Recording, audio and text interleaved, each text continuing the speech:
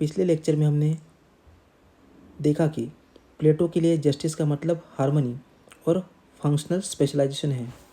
लेकिन एक important question है, प्लेटो अपनी थ्योरी डायरेक्टली क्यों नहीं बताते? द रिपब्लिक के बुक 1 में प्लेटो पहले एग्जिस्टिंग थ्योरी ऑफ जस्टिस को एग्जामिन करते हैं। उनका मानना है कि किसी भी नए कंसेप्ट को इस्टेब्लिश करने से पहले पुराने कंसेप्ट की लिमिटेशन समझना जरूरी है। आज हम देखेंगे कि प्लेटो ने सिफेलस, पॉलीमार्कस और थ्रासिमैकस और ग्लॉकन की थ्योरी को क्यों रिजेक्ट किया। सबसे पहले प्लेटो डिस्कस करते हैं सिफेलस की थ्योरी। सिफेलस के according justice means giving everyone his dues.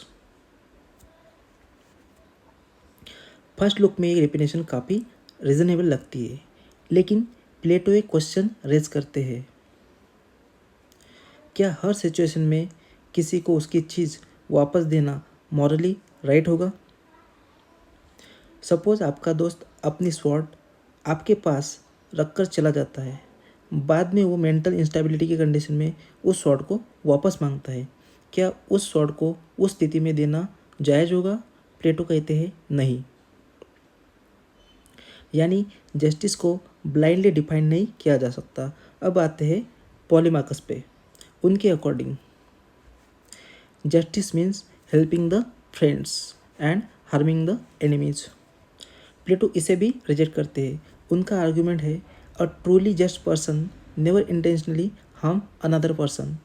Justice का ऑब्जेक्टिव रिवेंज नहीं बल्कि कॉमन गुड है। अब हम आते हैं सबसे कंट्रोवर्शियल थियरी पर, थ्रासिमैकस पर। उनका स्टेटमेंट बहुत फेमस है। वो कहते हैं कि justice is the interest of the stronger. Simple word में जो पावरफुल है वही डिसाइड करेगा कि जस्टिस क्या है। थ्रासिमैकस के अकॉर्डिंग रूलर अपने बेनिफिट के लिए लॉ बनाते हैं। वो एक इंटरेस्टिंग एग्जांपल देते हैं। प्लेटो इस आर्गूमेंट को स्ट्रांगली रिजेक्ट करते हैं। वो एक इंटरेस्टिंग एग्जांपल देते हैं। डॉक्टर किसके इंटरेस्ट में काम करता है? पेशेंट के। कैप्टन किसके इंटरेस्ट में काम करता है? पैसेंजर के।